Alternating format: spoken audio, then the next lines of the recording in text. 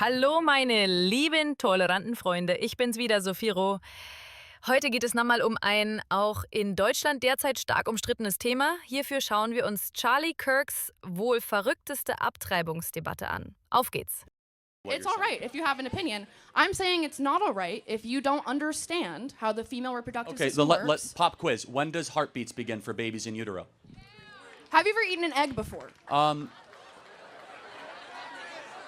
That's yes or no. Have you ever eaten an egg before? Scrambled, yeah. Okay, so would that be you scrambled a full chicken?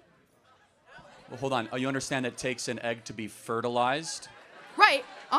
Yeah. But Your point, So- the whole so- point you're making, Well, is hold that on. So, a but no. baby. Since we're doing pop quiz on like human development, so when exactly do heart waves begin in utero? You know that, but you don't know the four. Hold on. No. cycles. Tell me when. I Heartbeat. don't know. Okay, you don't know. No. So wait, hold on. So you're trying to say I know more about the woman reproductive system than you do? I am a woman, so yes. Yes. Okay. Well, but the point being is we could both go back and forth of like independent trivial facts when it comes to the woman's reproductive system. But here's something we all know because God wrote this on the human heart of every individual, as it says in the book of Romans. We know deep down it's wrong to murder a baby. You're not murdering a baby. It's not a baby. Okay. Well, let's play this out. What is it then? It is an embryo, which is not a baby. Well. Okay. So it's a fertilized embryo. Correct, which right. is not a baby. So at what point does it become a baby? When it is born. Oh. I don't agree with abortions up to full-term abortions. Well, hold on. But you're born. I thought it's just an embryo. So embryo rights? No, the embryo rights aren't a But thing. then because it's not where a would you person. draw a line for abortion then, and why, and under what moral standard? There are medical reasons not No, to have an no, abortion. no, for that's full not the term. question. That's not Yes, the it is. question. You just asked me why would I not have an abortion full term for medical reasons. Okay, so at 29 weeks, the baby is nearly fully developed, can recognize the mother's voice, has a heartbeat, has brain waves. Is it okay to abort that baby? I don't it's not okay, but you're gonna say it's okay to have an abortion then. I don't understand what you're trying to say. It's not okay to have an abortion ever? How Correct. about 3 Yes. weeks in? Correct. No Right. abortion. Correct. Why? Well, because your life started at conception. It did not, though. It did not. Well, hold on. So let's play this out. So who are you as an individual? From your skin color to your eye color to your likes, your dislikes, from your temperament to your everything. I am not an embryo. I'm a person. Hold on a second. But it started with something called deoxyribonucleic acid. And your own individual DNA started at the point of egg and sperm meeting. That's where your journey started. And so from that point in particular, life begins. Not at birth, not at first words, not at first steps, but when your DNA, which is who you actually are. You are your DNA. Every one of your DNA cells is coded XX or XY. It's coded with all of your unique characteristics and attributes that we believe God individually curated for the rest of your life. That doesn't happen at 8 weeks or 10 weeks. It happens at conception. What happens if you need a medical abortion? If the mother will die if she does not get an abortion? What's your stance on that? The only place where medical abortion is necessary is before 20 weeks, which is incredibly rare. What if she will die? What if the mother will die? Hold on a second. So let's take, for example, this is a very important question. Let's say it's 27 weeks, okay? And the mother will die. Why shouldn't, you could agree, why don't we just have the baby delivered by cesarean section? You know what a cesarean section is, right? Yes. What is a cesarean section? A C-section? Yeah, why wouldn't we just put the baby out by C-section instead of terminating it? Because if the mother will die, it's not safe to do that. You remove the baby. I understand. Threat removed. I know what a C-section is. But it's actually safer than an abortion. So every time they say, this is for you guys, they say, oh, you need to have abortion for medical reasons. Respond, then have a C-section. What if you're not able to have a C-section? What if you are on your deathbed, you need to have an abortion right now? Well, again, but... And it's illegal. You guess can't, what? so you Actually, have to die. First and foremost, C-section is safer, C-section is quicker, and a C-section saves both lives. A C-section The takes... baby is already dead, you just said. No, but even... No. Hold on a second. You're saying if the baby's already dead, then it isn't even an abortion, right? Then you're talking about a removal of a carcass, which is a completely different medical operation. So you're saying that's okay if you're having... If you're If you're removing a carcass of a baby, that is not an abortion, by definition. It's the same process. No, it's completely different. During an abortion, they actually inject the spinal fluid with cyanide poisoning. as the baby squirms and tries to find its mother, and it is gasping for air of life. Have you ever watched an abortion? It is Have one of you? the... Yeah, actually I have. And I encourage every human being to watch one to know what you are fighting against. Because when you see abortion, you will have your life will be changed. That we allow the massacre of 1.5 million babies a year under the guise of woman reproductive health. We are allowing babies every single year to just say, you know, we're going to discard them. Why? Oh, they're smaller. They're not humans. You're using dehumanizing language saying, oh, it's an embryo. No, that's a baby made in the image of God, deserving of protection. What do you do with those children once they're born into a bad household? So now we've transitioned to, like, what do you do with the kids? Right. Glad we're past the other part of the argument, okay? What do you do with them? You know there's twice as many people on the adoption waiting list than there are abortions every single year? And they're still on the list. So you want to send a child into an orphanage? Well, is that what you want for a child? Is that a good life for a child? No, I'm not advocating that. In fact, I'm advocating to make it easier to be able to adopt, number one. Number two, there's no such thing as an unwanted child. Number three, it is never right to justify the mass elimination or termination of people under the guise of saying they're unwanted. That's how we get Auschwitz. That's how we get the greatest horrors of the 20th century. Those people are unwanted. So you're comparing abortion to the Holocaust? Absolutely, I am. In fact, it's worse. It's worse. It's really not. I don't think it is. It's 45 million babies. It's nearly 8 times worse than the Holocaust. What's the moral difference between a small baby in the womb and a grown Jew who was killed at Auschwitz? What's the moral difference? One is older. Is a person? What species is the baby in the womb? It's a human, but therefore it's an they should have human rights. No. They should have human rights. I do not agree. Oh, so small humans, no human rights. Grown humans, human rights. It's not a small human. It's an embryo. You just said it was a human species. It's not a living human child. Wait, it's not a what? It's not a child. But it's not a living child. It has a heartbeat. It has brain waves. That does not make it a child. But tell me when it becomes a child then. I already told you, when it is born. Again, so under every other objective definition, you see, guys, how quickly the pro-abortion arguments fall apart with just the slightest questioning? But our position is one rooted not in feelings, not in personal autonomy, but one in biological consistency and reality. That your life had an agreed-upon starting point, that starting point should be protected and preserved. And the excuses given for abortion is dehumanization. Oh, it's just an embryo. Guys, that's just using different language to justify the massacre of something smaller than you. That's all that it is. Sehr gut ausgeführt. Ich habe meine Meinung dazu schon in einem anderen Video geäußert. Vor allem muss man sich fragen, wo liegen da die Grenzen, wenn eine schwangere Frau, sagen wir mal, umgebracht wird? Ist es dann auch Mord an dem ungeborenen Kind? Viele von euch wissen gar nicht genau, wie dieser Prozess abläuft. Die folgenden Inhalte sind nichts für schwache Nerven. Wenn du diesbezüglich empfindlich bist, schalte bitte ab.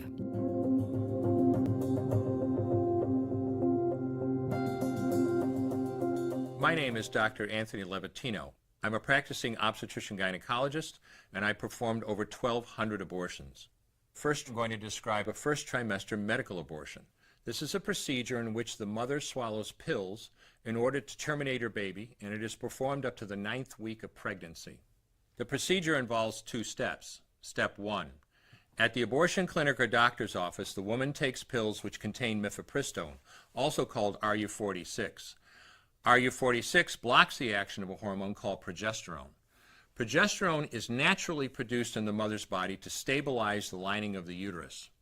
When RU46 blocks progesterone, the lining of the mother's uterus breaks down, cutting off blood and nourishment to the baby, who then dies inside the mother's womb. It is important to note that even after it has been taken, it is possible to reverse the effects of RU46 and save the baby if progesterone is administered. The sooner, the better. Step 2.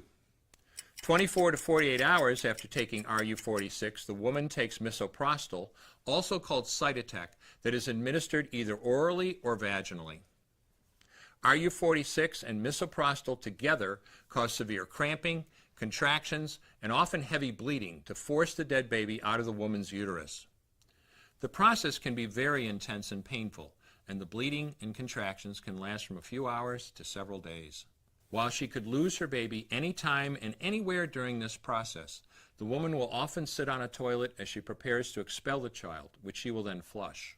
She may even see her dead baby within the pregnancy sac. At 9 weeks, for example, the baby will be almost an inch long, and if she looks carefully, she might be able to count the fingers and toes. After she has disposed of her baby, the woman may have bleeding and spotting for several weeks. Bleeding lasts, on average, 9 to 16 days. 8% of women bleed more than 30 days, and 1% require hospitalization because of heavy bleeding. RU46 is only FDA approved for the first 7 weeks of pregnancy. While RU46 can be used off-label up to 9 weeks, the failure rate increases as the pregnancy progresses. At 7 weeks, it has a 5% failure rate. At 8 weeks, an 8% failure rate, and at 9 weeks, a 10% failure rate. If failure occurs, she will usually be offered a surgical abortion. For the mother, medical abortion often causes abdominal pain, nausea, vomiting, diarrhea, headache, and heavy bleeding. Maternal deaths have occurred, most frequently due to infection and undiagnosed ectopic pregnancy.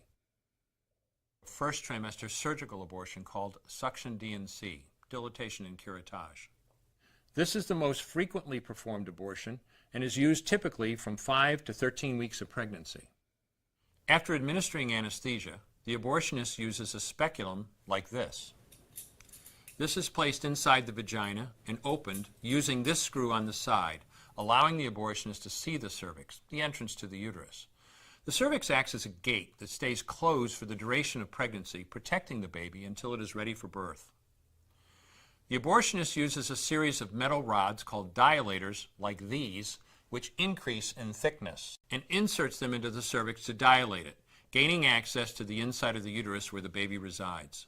The baby has a heartbeat, fingers, toes, arms, and legs, but its bones are still weak and fragile. The abortionist takes a suction catheter like this one. This is a 14 French suction catheter. It's clear plastic, about 9 inches long, and it has a hole through the center. It is inserted through the cervix into the uterus. The suction machine is then turned on with a force 10 to 20 times more powerful than your household vacuum cleaner. The baby is rapidly torn apart by the force of the suction and squeezed through this tubing down into the suction machine, followed by the placenta. Though the uterus is mostly emptied at this point, one of the risks of a suction D&C is incomplete abortion, essentially pieces of the baby or placenta left behind. This can lead to infection or bleeding. In an attempt to prevent this, the abortionist uses a curette to scrape the lining of the uterus. A curette is basically a long-handled curved blade. Once the uterus is empty, the speculum is removed and the abortion is complete. The risks of suction D&C include perforation or laceration of the uterus or cervix, potentially damaging intestine, bladder, and nearby blood vessels, hemorrhage, infection, and in rare instances, even death. Future pregnancies are also at a greater risk for loss or premature delivery due to abortion-related trauma and injury to the cervix. Second trimester surgical abortion called dilatation and evacuation, or D&E. A D&E is performed between 13 and 24 weeks of pregnancy. After administering anesthesia, the abortionist uses a weighted speculum, like this one, that opens the vagina widely. Because second trimester babies are so large, this greater access facilitates a late-term abortion. Late-term abortion requires that the cervix be prepared 24 to 48 hours in advance with laminaria. Laminaria is a type of sterilized seaweed that absorbs water over 8 to 12 hours and swells to several times its original diameter. Once removed, metal dilators can be used to further open the cervix as needed. Once the cervix has been stretched open, the suction tube is placed inside. A baby at 20 weeks gestation is as big as the length of my hand, from head to rump, not counting the legs. The suction machine is turned on, and pale yellow amniotic fluid surrounding the baby is suctioned out through the catheters. With babies this big, they don't fit through catheters this size. The baby's bones and skull are too strong to be torn apart by suction alone. This is a Sofer clamp. A Sofer clamp is made of stainless steel. It's about 13 inches long. The business end is about 2.5 inches long and a 1/2 inch wide, and there are rows of sharp teeth. This is a grasping instrument. When it gets a hold of something, it does not let go. The abortionist uses this clamp to grasp an arm or leg. Once he has a firm grip, the abortionist pulls hard in order to tear the limb from the baby's body. One by one, the rest of the limbs are removed, along with the intestines, the spine, and the heart and lungs. Usually the most difficult part of the procedure is extracting the baby's head, which is about the size of a large plum at 20 weeks. The head is grasped and crushed. The abortionist knows he has crushed the skull when a white substance comes out of the cervix. This was the baby's brains. The abortionist then removes skull pieces. He removes the placenta and any leftover parts of the baby with a curette, scraping the lining of the uterus for any remaining tissue. The abortionist then collects the baby parts and reassembles them to make sure that there are 2 arms, 2 legs, and all the pieces. Once all the parts have been accounted for, the abortion is complete. For the woman, this procedure carries a significant risk of major complications, including perforation or laceration of the uterus or cervix, with possible damage to the bowel, bladder, and other maternal organs. Infection and hemorrhage can also occur, which can even lead to death. Future pregnancies are also at greater risk for loss or premature delivery due to abortion-related trauma and injury to the cervix. Finally, I'm going to describe a 3rd trimester induced abortion, which is performed at 25 weeks to term. At this point, the baby is almost fully developed and viable, meaning he or she could survive outside the womb if the mother were to go into labor prematurely. Because the baby is so large and developed, this procedure takes 3 or 4 days to complete. On day 1, the abortionist uses a large needle to inject a drug called digoxin. Digoxin is generally used to treat heart problems, but a high enough dosage of digoxin will cause fatal cardiac arrest.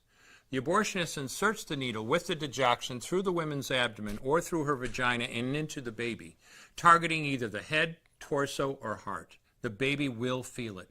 Babies at this stage feel pain. When the needle pierces the baby's body and the digoxin takes effect, the life of the baby will end. The abortionist then inserts multiple sticks of seaweed called laminaria into the woman's cervix. They will slowly open up the cervix for delivery of a stillborn baby. While the woman waits for the laminaria to dilate her cervix, she carries her dead baby inside of her for 2 to 3 days.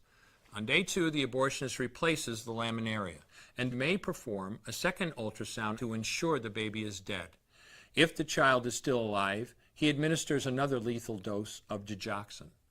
The woman then goes back to where she is staying while her cervix continues to dilate. If she goes into labor and is unable to make it to the clinic in time, she will give birth at home or in a hotel. In this case, she may be advised to deliver her baby into a bathroom toilet. The abortionist then comes to remove the baby and clean up. If she can make it to the clinic, she will do so during her severest contractions and deliver her dead son or daughter. If the baby does not come out whole, then the procedure becomes a D&E, a dilation and evacuation, and the abortionist uses clamps and forceps to dismember the baby, piece by piece. Once the placenta and all the body parts have been removed, the abortion is complete. Late-term abortions have a high risk of hemorrhage, lacerations, and uterine perforations, as well as a risk of maternal death. Future pregnancies are also at a greater risk for loss or premature delivery due to abortion-related trauma and injury to the cervix. As I mentioned at the beginning, I'm Dr. Anthony Levatino, and in the early part of my career as an OBGYN, I performed over 1,200 abortions. One day, after completing one of those abortions, I looked at the remains of a preborn child whose life I had ended, and all I could see was someone's son or daughter. I came to realize that killing a baby at any stage of pregnancy for any reason is wrong. I want you to know today, no matter where you're at or what you've done, you can change. Make a decision today to protect the preborn. Thank you for your time. I will no longer do any more abortions. When you finally figure out that killing a baby that big for money is wrong, that it doesn't take you too long to figure out it doesn't matter if the baby is this big or this big or this big or maybe even this big, it's all the same. And I haven't done any since then, and I never will.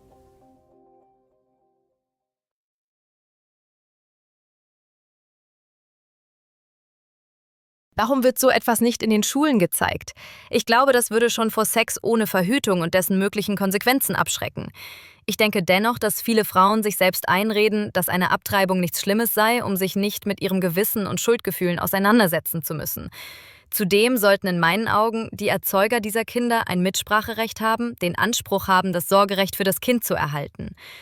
Das war's wieder von mir. Ich wünsche euch allen einen schönen Freitagabend. Über ein Like würde ich mich freuen, über ein Abo auch. Kopf hoch, auch wenn der Hals dreckig ist, sage ich mal. Und ciao. Why do they talk like gangsters, but they don't move like gangsters? Why do they walk like gangsters, but they don't move